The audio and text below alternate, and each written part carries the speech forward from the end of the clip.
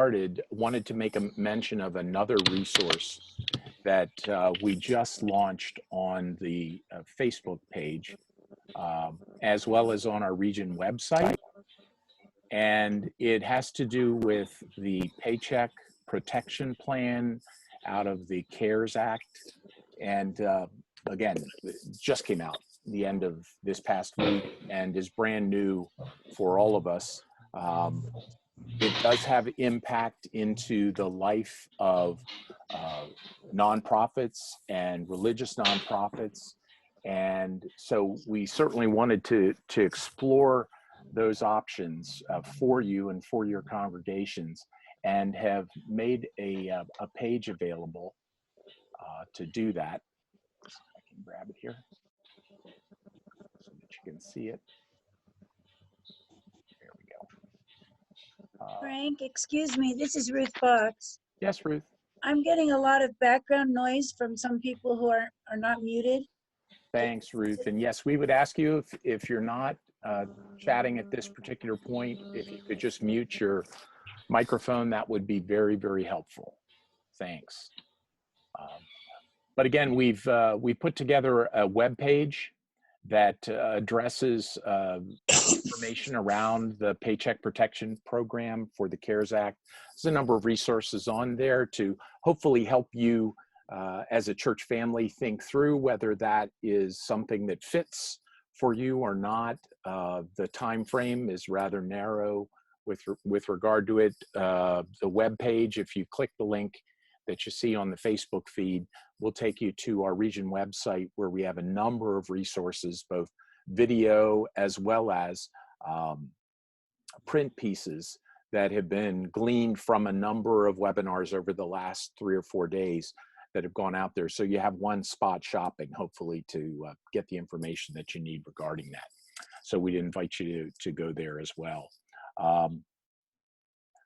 As Mark said, the focus for this afternoon is for us to spend a little bit of time talking about what does it mean to be the church distributed, as Mark used that phrase, or the church scattered. We've spent the last couple of weeks, all of us, focusing very heavily on what does it mean to be the church gathered, and how do we gather together as a family of God when we can't gather together physically. And as Mark said, y'all have done some amazing things. It's just blessed my heart to watch how God's people have been so creative and so willing to try new things in the midst of their life together. So it's been a glorious experience.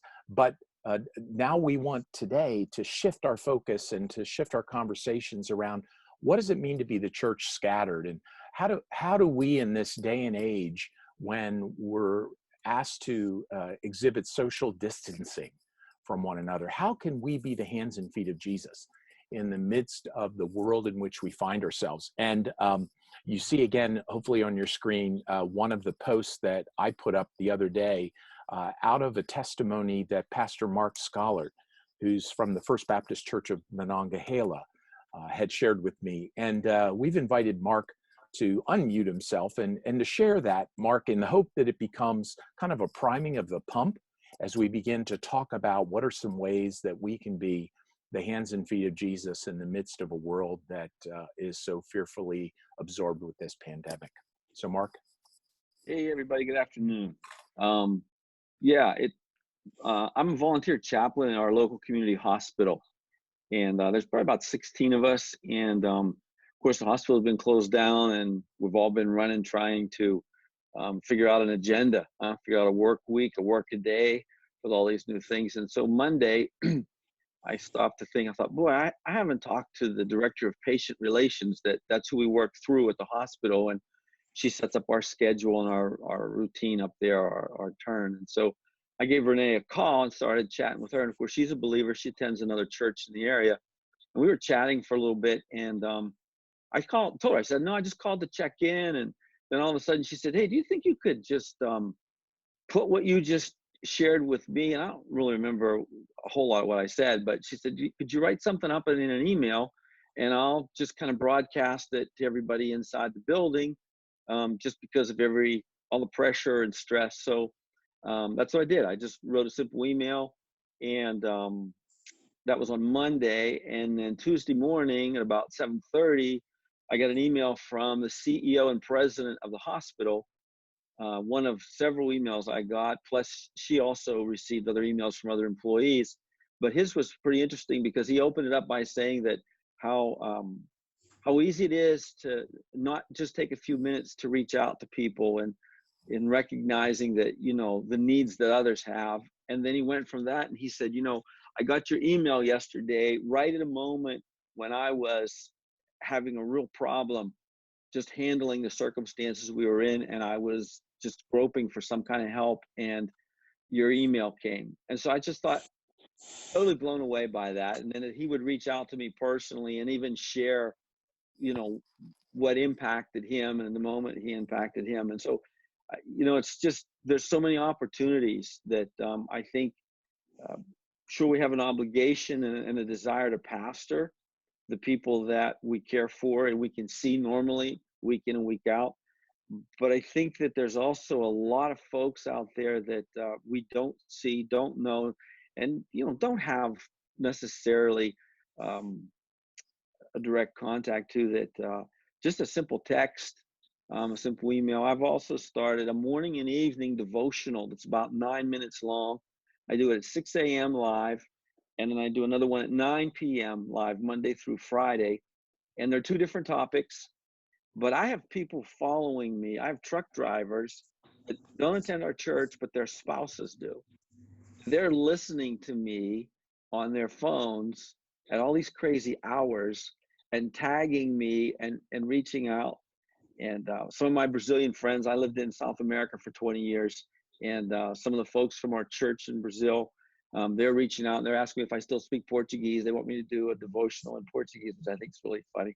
But, you know, there's just a lot of opportunities that I don't think we realize. One lady texted a gal in our church about my broadcast, and she said, you know, I'm really enjoying this at 6 a.m. She said, I hope this doesn't stop after the virus containment is over and we get back to normal life. And I'd already thought about that. I'm going to try to, my goal is to keep those going.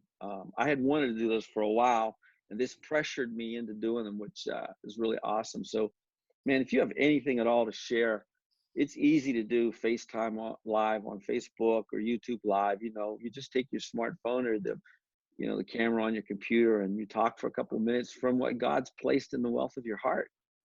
And people are hungry, Christians as well as non-Christians. They're looking for something. So yeah, so God bless you and go for it. Thanks so much, Pastor Mark. You know, just one simple little act on your part of sending an email to the folks in your hospital that are providing that frontline care, and the number of people that has touched and has impacted and has lifted high the banner of the Savior. That's awesome. And yeah, just about 1,200 people, I guess. 1,200. Wow. Yeah. Wow. That's very exciting. Awesome. Very exciting. Nice. Others today, ideas, ways that from your perspective you've been able to reach out with the hands and feet of Jesus into the communities or your neighborhoods where your churches are found. Please just unmute yourself and share. And we're looking for ideas that people can, hearing the basics of what's being shared, can contextualize in their context and think about how, being the hands and feet of Jesus, we can minister. And some of these obviously will overlap. Some will be distinctively one thing per se, and maybe not another, but how we can reach out and touch people's minds during this time, because obviously people's mental states are being affected, how we can reach out and touch people's physical needs at this time, because those are being affected too. And then also think about how we can reach out and touch people's spiritual needs at this time. Again, you can have these overlapping one another. I don't think they have to be distinct and different or separate. But again, we're just looking for you to share how and what you're doing and how others can adapt that and adopt that to where they find themselves being called to serve. I'll take a moment and share. We have always been doing Facebook Live for church, so that was, not a stretch for us. But and maybe many of you are doing this as well, but I just thought I'd start out by sharing. Bible study on Wednesday night is on Zoom. And it's not Zoom, it's freeconferencecall.com. And it's been amazing to me how quickly everyone adapted to it. So until I have about 4 people that can't get video, and they desperately want to share their camera, believe it or not. But right now they're calling in. So that has been such a great outlet for us because, everyone misses everyone. I mean, we miss each other. So the first week was Bible study, sort of adapted as we usually have it. But this week, I went, what you just said, Dr. Jeff, about mental health and mental state, especially with the new word that this is through April 30th. And let's be honest, it could be much longer than that.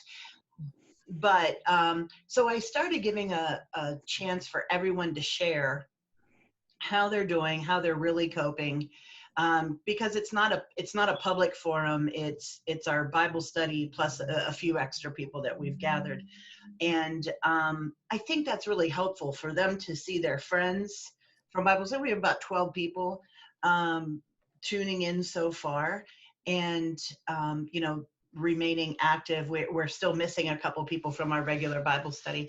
But it was really good for them to say, this stinks. Most of them were like, well, we're making the most of it and we're being positive and we're doing this. And a couple of them were like, I hate this. We're doing terrible. I'm doing terrible. And so I think that is really important to get, our congregation. For me, it's, starting with our congregation or a family and getting them to talk. Because this isolation is new. Something that we're doing, but we're also praying at 7 a.m. and 7 p.m. together, not online like Pastor Mark just said he is, but that's a really great idea. But I am doing something, a devotional every day during Holy Week, because it's really Holy Week and, Holy Week and Easter. I mean, this is hurtful to us, to all of us.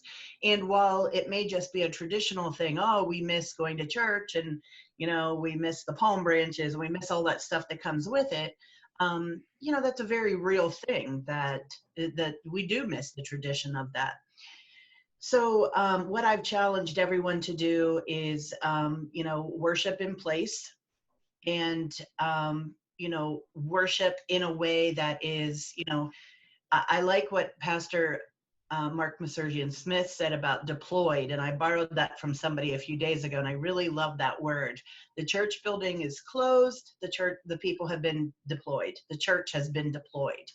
And so, I'm encouraging everybody to pray more, pray specifically, pray for someone new, but not just pray for, but to tell them you're praying for them. So, more phone calls, more messages, more letters being written. I'm writing letters to my grandchildren, and I'm enclosing pictures of us together, and saying, you can carry this with you until I can hug you again. Just trying to think kind of outside the box. But for Holy Week, at 11 o'clock every morning, I'm going to have a 15 or 20 minute devotional on what Jesus was doing that day. Because I usually hand out some kind of some kind of a visual that shows what was Jesus doing every day in Jerusalem of Holy Week. So they're really excited about that, to have something live. And this won't be interactive. It'll just be at like a Facebook Live. So they can tune in. But we too, and this is, Pastor Mark was saying this in his devotional, was the numbers have just shot up. And people, we would be so remiss if we did not take this opportunity to do everything we can, because this is the greatest opportunity we've ever had. I know in my lifetime, to share the gospel in new ways. So those are just some of the things that we are doing. Thanks, Pastor Sue. Thanks, Pastor Sue. I just wanted to mention that in the chat box, because you talked there in your final moments about prayer, and some have seen it and some have not. Pastor Scott Jones up in the Katanning area mentioned that his ministerium, and this is a great way, I think, a great idea for showing ecumenism during this time of working together in partnership with other pastoral leaders and faith communions and communities, that they call in a daily prayer to the local hospital that's broadcast over their sound system. And this might be a great time for clergy to get together and then approach hospital leadership and say, is this something we could provide as a service to those who are in-house, whose pastors may not be able to visit, whose families for sure aren't being allowed in? Is this a way we can make an additional human connection with them, even if by voice? So seize the moment in the sense of working together collaboratively. The Canoeing the Mountains has been mentioned several times. It was mentioned during Mark's Facebook Live presentation in the comments section. And I'm just thinking about moving from just a group of people like a ministerium and demonstrating real collaboration, cooperation, and teamwork by going collectively to the hospital or some other community entity and say, can we do something like this as a service? And so great idea, Pastor Scott. Thanks for sharing that. And I'd like to say too, like a lot of times when I would be out and about, if I would see a serviceman or woman, I would say to that serviceman or woman or law enforcement agent, thank you for your service. I now am saying that to my grocery clerk. I'm now saying that to, if I stop at and get a takeout order, I'm saying thank you for your service. Thank you for putting yourself at risk, continuing to serve. And I found people have been so grateful for that simple sentence. And there's been a mess of the grocery clerks that have said, I don't think anyone said that to me yet. I'm appreciative that you see me and you're grateful for me working today. And now on like 4 different occasions, I've prayed for my grocery clerk attendant to just say, thanks for being here and for being at risk, and for allowing me to get a couple of gallons of milk and a loaf of bread for my family. Because it might be a lot less scary to be sitting at home, but I'm grateful that you're here. And so I'm finding myself praying for a whole bunch of people on those occasions that I am out of the house to say thank you for those that are still working, because they're important. Excellent. Any other thoughts someone else has? By the way, you mentioned something, Pastor Sue, that prompted me to think of something I heard in one of the numerous things about the fact that people plan on whatever Sunday we're able to be back in the building, that's going to be their Easter Sunday, and that's going to be their Easter service. And that got me thinking that that's the Sunday we can call it Come Back Sunday. The Sunday you come back to church and we celebrate Jesus coming out of the grave. So you come into church, we'll celebrate Jesus coming out of the grave, and that will be a resurrection because we'll be experiencing in a new way, new life. So thanks for your comment about that too. And are there others, ideas that you floated? Maybe some of your ideas are still aspirational. In other words, you're still thinking them through, you're still processing them, as Mark shared in his Facebook Live. If you didn't get the chance to see that, watch it after this. But he mentioned about the fact that no prep, Jesus just sent them out with what they had on them, didn't have a time to get kind of things together. And this all came on us the same way. But also the idea of not just no prep, but the idea of just try something, anything. But maybe some of your ideas are actual and maybe some of your ideas are aspirational. You're still thinking how that can happen. So share other thoughts, other comments, other ideas. Well, I just wanted to say how 1900s me and my church have been. But we started the week before the official quarantine, we started the live stream, when we actually had people here, and then the last couple of weeks without. But the outreach of that, I guess we've all probably experienced that, but I have a fellow from England that follows our services. I have friends from all over the country who haven't talked to me since we graduated from high school that are wanting our newsletter. So that part has been really great. We also had a trustee board meeting and a diaconate meeting on Zoom, and that was new and exciting for us. I was really concerned about the diaconate because, like many of our diaconates, the average age is deceased, and so I didn't really know how many people were going to show up. And yet, there were a couple of guys. One guy's son came and got him hooked up, and another one, got it figured out himself. And it was really just that kind of stuff. And they're so happy with themselves, and I'm so happy with myself. I've been part of all kinds of Zoom meetings, but I'd never hosted one before. And I think that Jeff eventually just took his phone off the hook. So I would quit calling him about Zoom, but I was just so nervous. And it went just lickety split. So I'm just really, I guess it's just a kind of an amen to that. And we'll never go back again. I mean, we'll never not have these things. And I think that's some of what Sue was talking about, is that, we're going to go out and we're not going to come back again to how we were before. At least I'm not going to. And just simple things, I'm calling through the church membership, just, alphabetically calling through. And, they're just, it is so great. And having conversations, obviously 5, 10, 15-minute conversation, but getting all kinds of stuff that I don't normally, they just don't normally take the time for, they don't take the time for.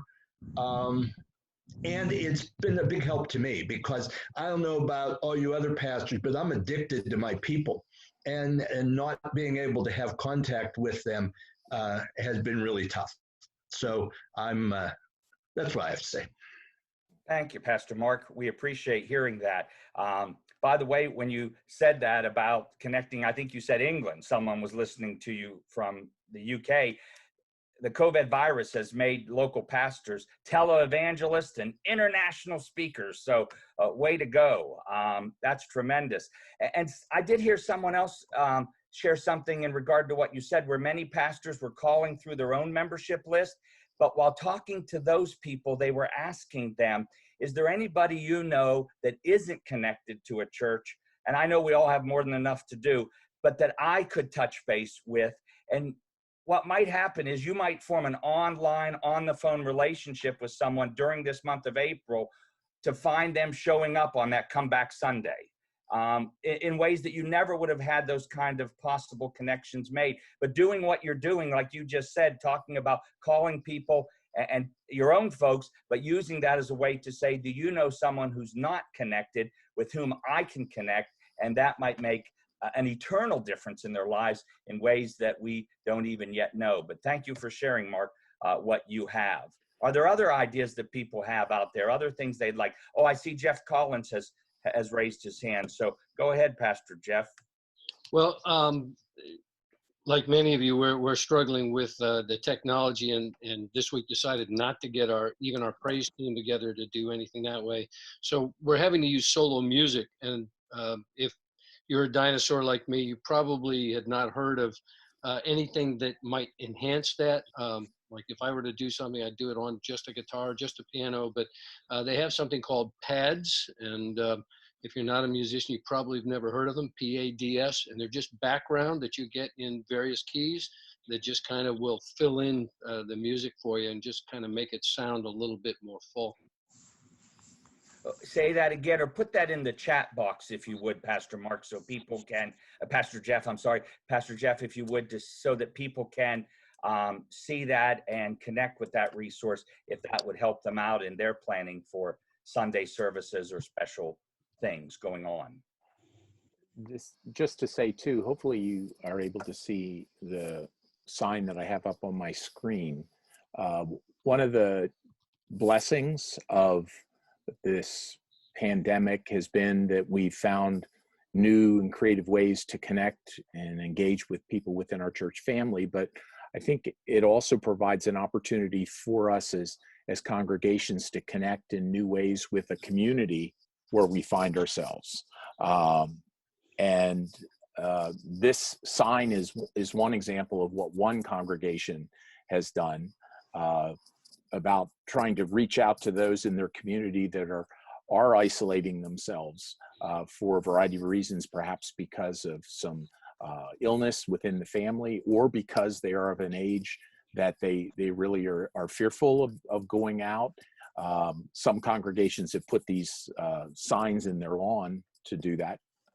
Others have created small cards and have actually gone and placed them in their neighbors' mailboxes and said, if there are ways I can be helpful and you feel comfortable contacting me, please do so, and I'll be happy to go to the grocery store for you or whatever, and drop it off at your house and not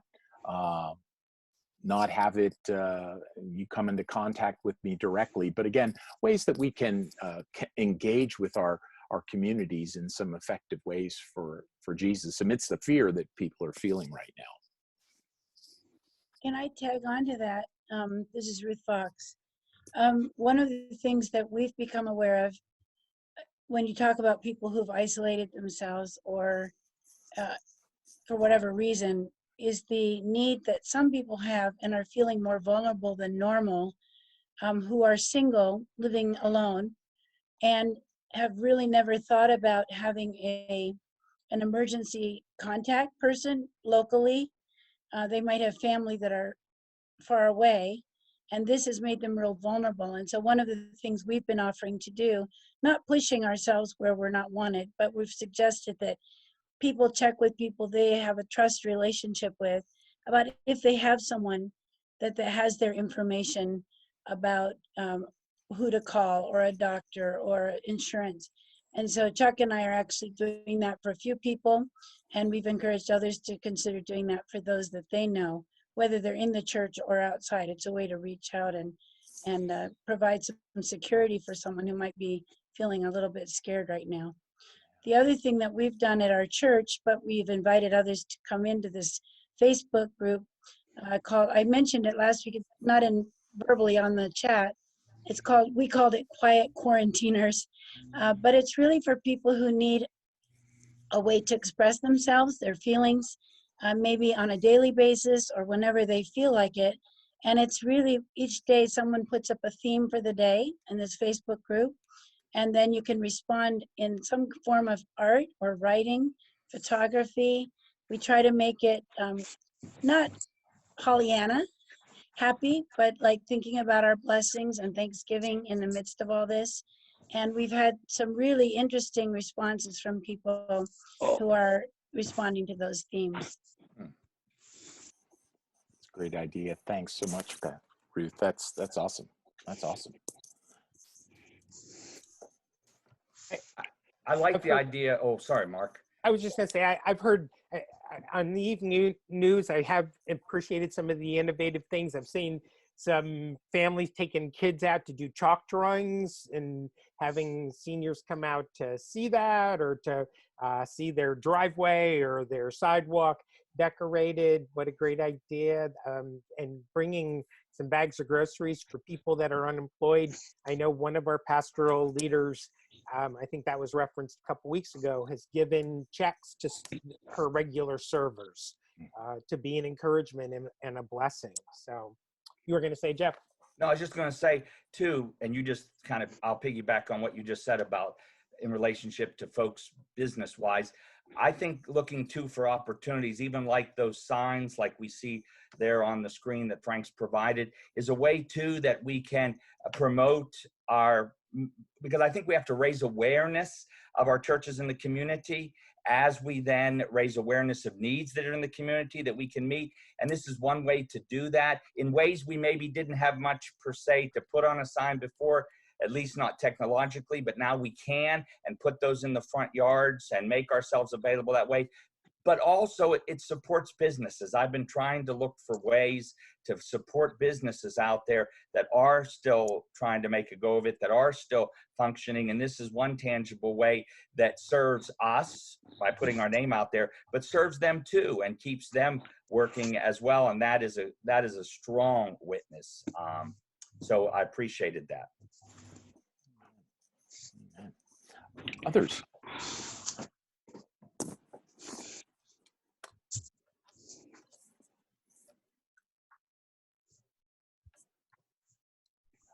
I even saw, as I was coasting around the internet this morning in the anticipation of our time together, of a church in a small town that actually went to their funeral home and said, is there a way that I can help you figure out how to live stream funerals so that family members can be a part of it? And it was a way for the church to be able to say to that funeral home director, we realize you're in a tough spot too.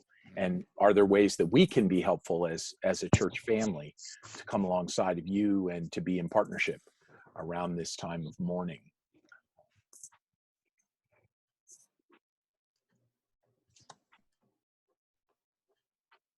This is Dan McDowell at Phoenixville.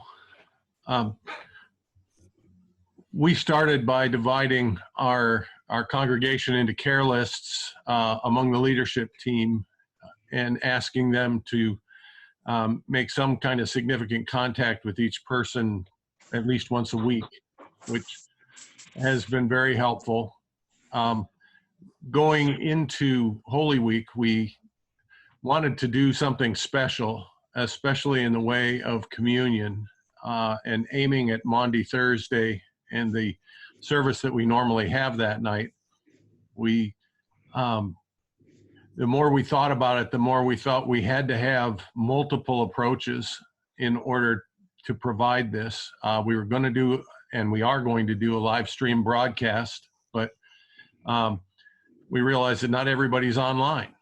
So we are calling all of the people in our list, and we're offering either to have communion with them by telephone or to do it through the live stream broadcast.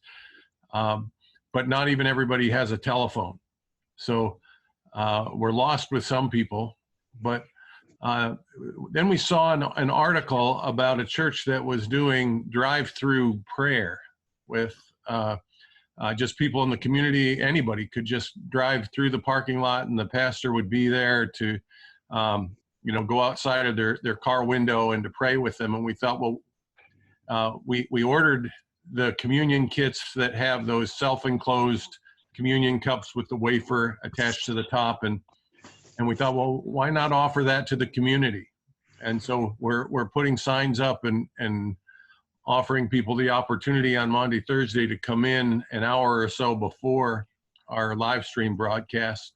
And I understand that not every denomination would be comfortable with that, but we'll see what happens. Yeah, I read that in your blast that you just sent out, Pastor Dan, and I thought, what a creative way to be able to spread that opportunity amongst the church family and as well as your community. So yeah, thanks so much for sharing. That's really cool. Can I ask a question on that note? Yes. I love that idea, and I would like to maybe offer that for my congregation and community as well. But how is that going to work with stay-at-home orders in every county that we have in Pennsylvania? Just kind of throwing that out for your thoughts. Reactions? Any comments from other colleagues?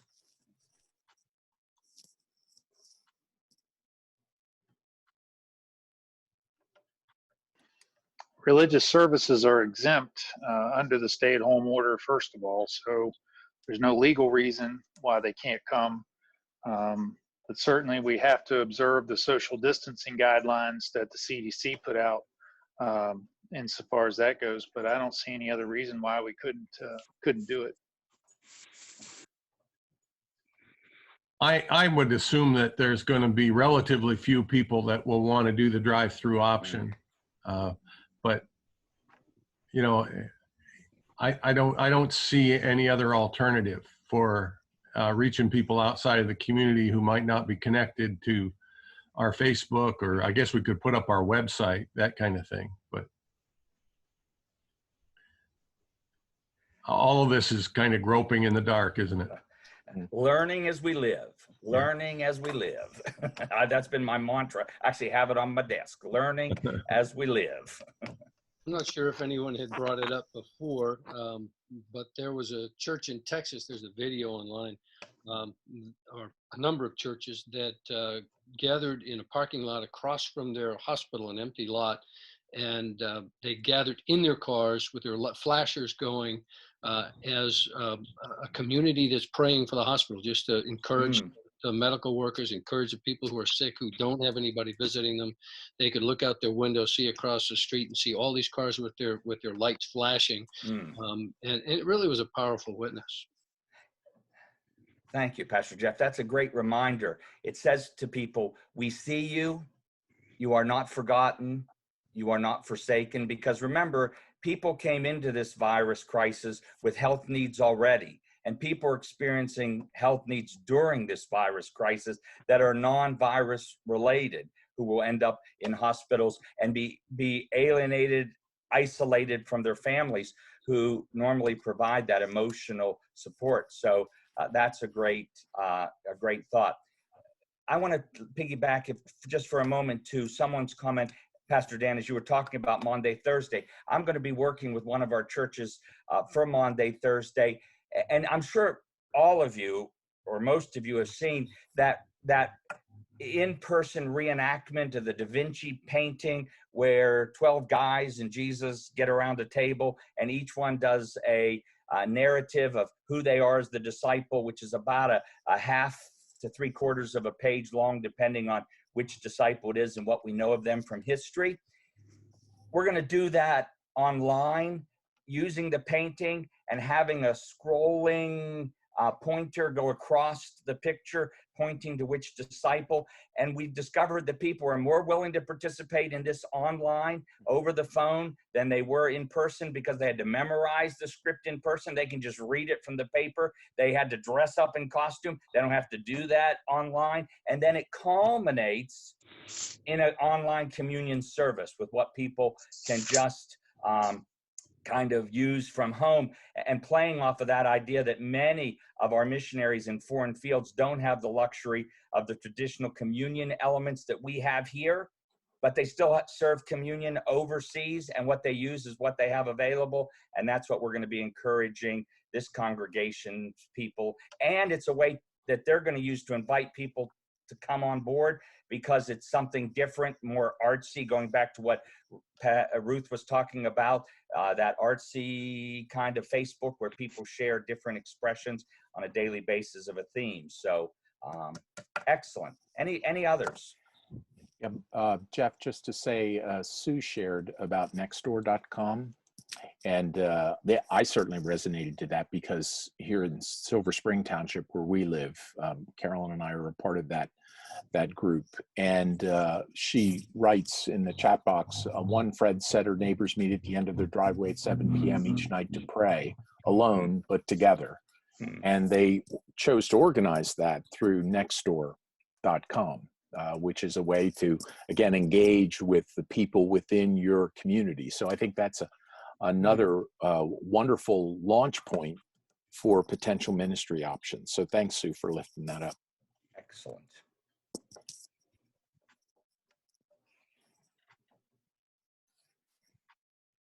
So Pastor Jeff, Mark Scholar, so where did you get the script from? Google it, brother Mark. You Google it. Google? I don't use Google. I use DuckDuckGo. Can I use okay, that? But no, I have a copy of it that is public domain that can be used. So, because one of the things we plan on doing is one of the deacons, we're going to film him, and we're going to just have people provide their own elements in their home, and we're going to do communion service on our Maundy, Thursday that way. But that would be a nice thing to add to it before we do communion. Hey, Jeff, why don't, if it's public domain, why don't you do a Facebook post and link that? Yes, sir. That'd be nice. Thanks, buddy. And I'm going to put a chat in. Pastor Wiley Johnson just sent me an email. He doesn't have a microphone or webcam, but he has communion plans as well. I'm going to put in chat. And he, like a few others, have done an FM transmitter. He's interim in Aldenville. There's been a few of our congregations that have been able to broadcast more or less in the parking lot. We're not talking about a great big tower here, but have been able to broadcast and invite neighbors to participate in the broadcast. Chuck also made a written directions for communion for those who don't have internet or capability to phone in some way. So we have a written set that we put in our newsletter for April and told them, you know, that they could follow along with that on Sunday morning at the time that we would normally be worshiping. See, if you were all good Baptists, you would do like I and have a ready stockpile of great Kool-Aid. I'm ready. Anytime, any occasion. Yeah, and you also have the entire 12 disciple costumes in your closet too. So that's right. I was going to do a one-man show, but we just couldn't make it work. Yeah. Well, and Jeff, if anyone could do a one-man show of the 12 disciples, it would be you, buddy. Thanks. Yes. I'm feeling the love. I'm feeling the love. I expected to see you in costume today, brother. I did.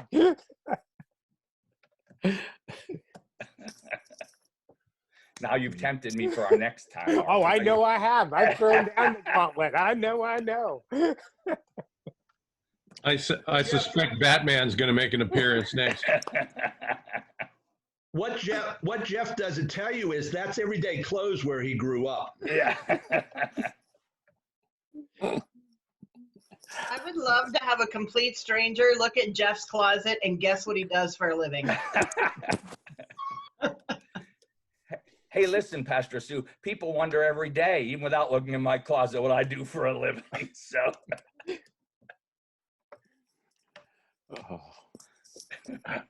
Oh, friends, are there other ideas that you'd like to share? This has just been wonderful to have a chance to talk together and to dream of new ways to be the hands and feet of Jesus. Absolutely.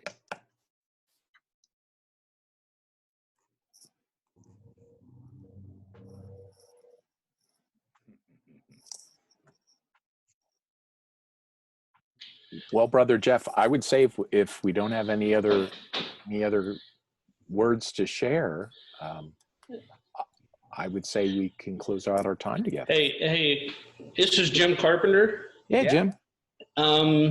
We've started a lunch program when the school got shut down here at our church, and we served meals there after school.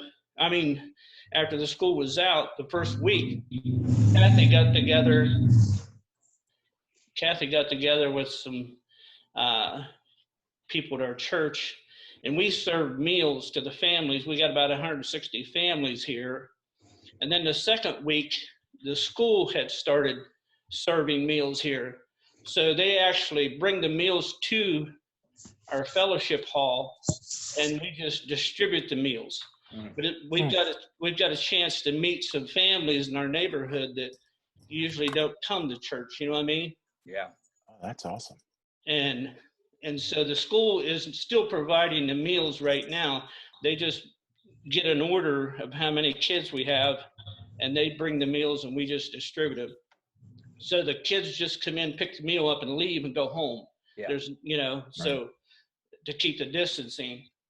And also, we have right now media started in our church last year, and it's got us a place to where we can use right now media. We watched an Easter series. It is six lessons, and we put out a paper to the church specifying that this would be a good thing for them to watch during this week of coming up to Easter and preparing for Holy Week, you know what I mean? And so this Easter series it's a good series, and we put that out in a paper to everybody in our church. And Kathy, she's been doing a devotion every day, using utmost for his highest, and she has everybody on our congregation on that list, and also Facebook and our Facebook page from the church. So she has followers doing that also. So this is a way to get the message of Christ out to where we normally wouldn't be able to. And we have our leadership team calling people from the church, the list that we have for members. We just got together and they divided up all the names. And so it's not all on Kathy and I, but we have names that we can call, and it's not an overwhelming thing and just keep in touch with these people, and also to be praying for them also. So our leadership team has stepped up to come on board and do these things. So it's just like collectively being able to do this from our homes. Yeah. Well, and I'm glad you mentioned Right Now Media, Jim. As memory serves me correct, because gosh, like you all, I've gotten a ton of emails. I'm pretty sure that Right Now Media, even if you don't have a membership to it, has put up some free materials as well, in light of the challenges we're all facing, to be able to do what you've done. So you may want to all check that out.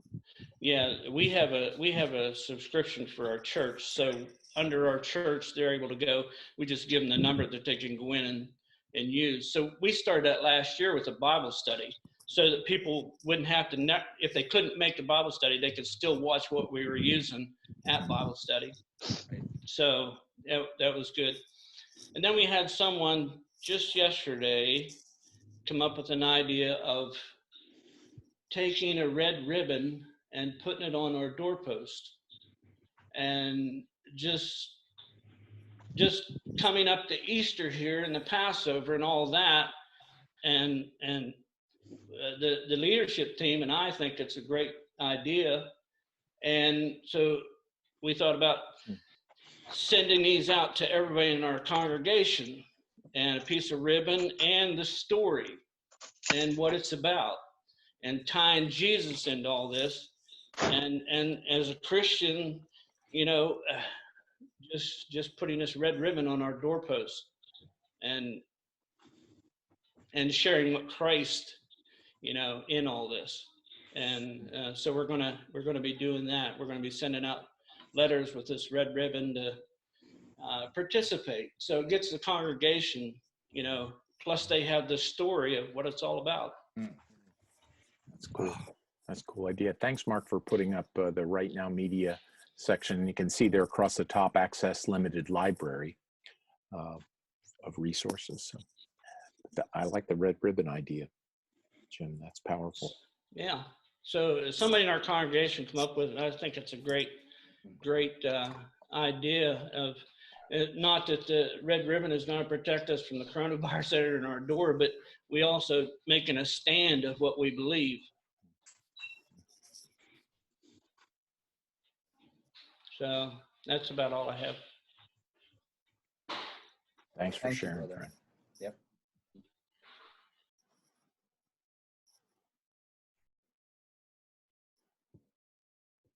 Yeah, it's been great to be online and here this afternoon. Again, I keep falling back to that language of adapting and adopting, which is adapting, taking pre-existing things and giving them new twists and turns, like, for example, calling our membership rolls, checking on our people, but asking them specifically, maybe if we actually pray with them online, are there people that you know that we can be praying for? Are there people that you know that don't have the support system like you have, a church home, a congregational family, and do you know how we might be able to contact them and reach out to them? So it's doing something you're already going to do, or doing something you're already doing, and just adding a new element to it. And then the adopting, which obviously I think speaks to every single one of us, whether it's local church ministry, region life, or Frank and I were earlier this afternoon on a national meeting talking about new things. And that's what the adopting is, which is literally starting something we didn't do before, and learning as we're living it out as how it can be more effective as we continue, so that, as Pastor Mark said, certain things that have begun will continue past, because this virus will come to an end. In time, this too will pass. But the reality is that our ministries will continue, hopefully, to impact people forever. And so some of the things that we are starting are things that we will continue to morph so they can be as effective as possible. But is there anyone else, as we prepare to wrap things up, and ask Frank to close us out? And I would say, please do use our Facebook page as you come up with ideas. Our Facebook pages is great places to share. I appreciate Pastor Jim Carpenter sharing those ideas.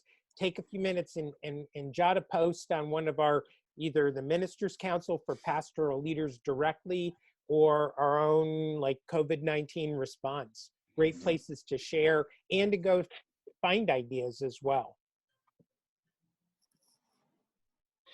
One other thing, I was able to contact the local facilities here for people that can't, like the nursing homes. We have 3 of them in our area that, one of them I go do the service on the first Sunday of the month. The other one's in my neighborhood, and another one that I have a man and I visit quite often. We're not able to go in and visit those people, but the phone call sure makes a difference. And thank you guys for all that you're doing with keeping this meeting thing going and being able to do this online and from the comfort of our home. So we thank all what you guys are doing.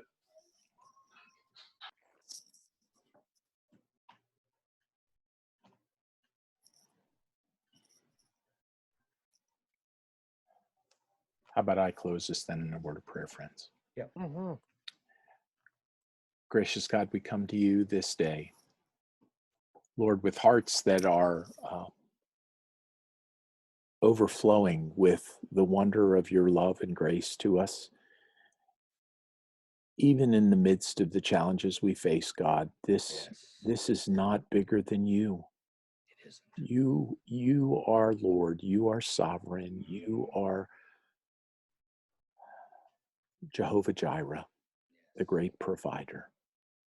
Lord, we pray that you would meet each of us at our place of need as we seek to be leaders in your church, as we seek to shine forth the light and hope and grace that we find in you amidst the darkness and the fear that surrounds us.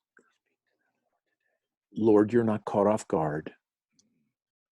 You're not off balance. You have plans, you have purposes, and you have power that you wish to pour out through the life of your church. Yes. Gracious God, grant us wisdom to know how to walk through these days in a way that honors you and in a way that engages the congregations we serve and the communities that we serve with the hope that we find in Jesus. Lord, we do pray for all of those first responders, for the doctors, for the nurses, for the specialists, for those that are feeling so overwhelmed this day, that God, you would be their sufficiency and that they would sense even in these moments that they're being prayed for. God, we pray for wisdom for them and Lord, for you to sustain them in the midst of the challenges that are before us. Lord, we pray for those doctors and scientists that are working on a vaccine that, Lord, you would grant them insight and understanding to be able to make the strides forward that they need to be able to combat this virus. Lord, we pray for our elected officials as you call us to have wisdom, to be able to guide and provide and lead. But Lord, we ask that your Spirit would be at work, lifting high the hope that we find in Jesus. For we ask it in his name and for his sake. And all God's people said, amen. Amen. Amen. Thank you, Amen. friends. Thank you Very for good. joining us today. God bless you. Bye-bye. Thanks for hosting it. Thank you.